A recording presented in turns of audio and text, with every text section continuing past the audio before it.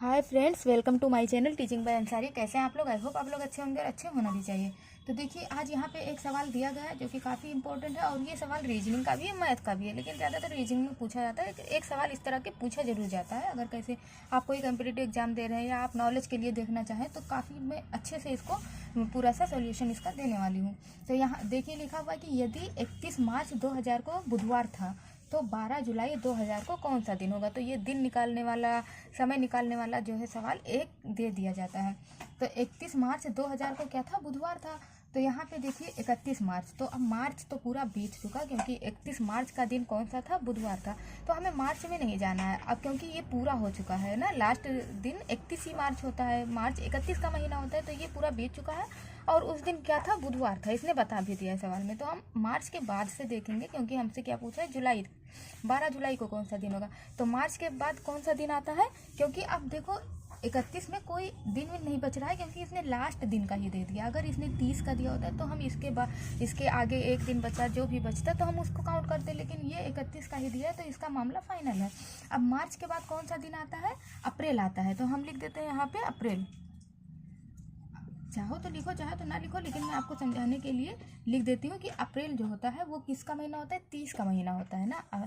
अप्रैल 31 का महीना नहीं होता, किसका होता है? 30 का महीना होता है। तो जब अप्रैल 30 का महीना होता है तो अब हम 30 को क्या करेंगे? 7 से डिवाइड कर देंगे। 7 से ही क्यों डिवाइड करेंगे? क्योंकि एक हफ्ते में कितने दिन होते हैं? 7 दिन होते हैं।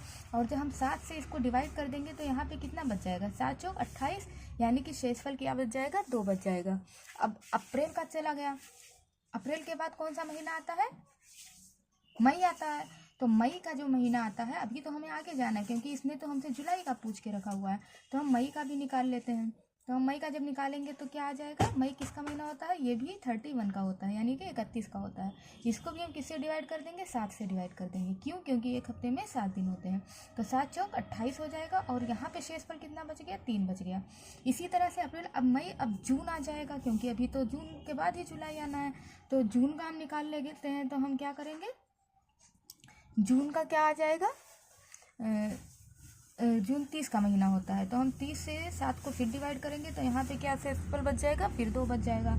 अब जून भी चला गया, अब बचा जुलाई। और हमसे क्या पूछा है कि 12 जुलाई 2000 को कौन सा दिन होगा? हमसे 31 जुलाई का नहीं पूछा है। तो हमें पूरा जुलाई लेना ही नहीं है, हमें तो वहीं पे स्टॉप हो जाना है जहाँ का इसने पूछा है। तो इसने क्या पूछा है? 12 जुलाई का। तो हम चलो जुलाई का भी निकाल लेते हैं। जुलाई में तो हम 12 को ही लेंगे, क्योंकि 31 तक जाना नहीं है। और हम इसको भी 7 से डिवाइड कर देंगे, तो यहाँ पे शेषफल कितना बच जाएगा? 5 बच जाएगा। अब हम इन सबको क्या कर देंगे? ऐड कर देंगे, है ना। 7 एकम 7, और फिर 7, 12 में 7 चला गया तो कितना बच जाएगा? 5 बच जाएगा।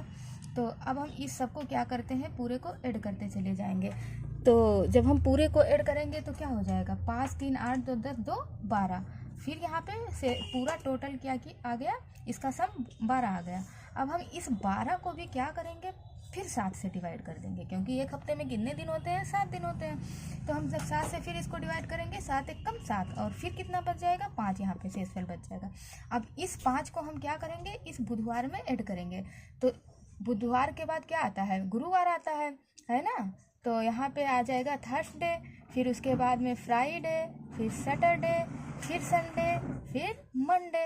तो यहाँ पे देखो 5 दिन मैंने ले लिया है, 1 2 3 4 5। बुधवार में हमको जोड़ना है। बुध के बाद क्या आता है? गुरुवार, यानी कि थर्सडे, फ्राइडे, सैटरडे, संडे और फिर मंडे। तो हम यानी कि 12 जुलाई को कौन सा दिन होगा? मंडे का दिन होगा, यानी कि सोमवार। तो आई होप आपको ये सवाल बहुत अच्छे से समझ में आया होगा। मैंने कोई भी इसमें स्टेप मिस नहीं किया है कि आपको समझ में ना आए, लेकिन अगर इसके बाद भी आपको थोड़ा सा कॉम्प्लिकेटेड लगे तो आप कमेंट ज़रूर करें। और अगर आपको ये वीडियो अच्छा लगा तो लाइक सब्सक्राइब करें। Thank you for watching.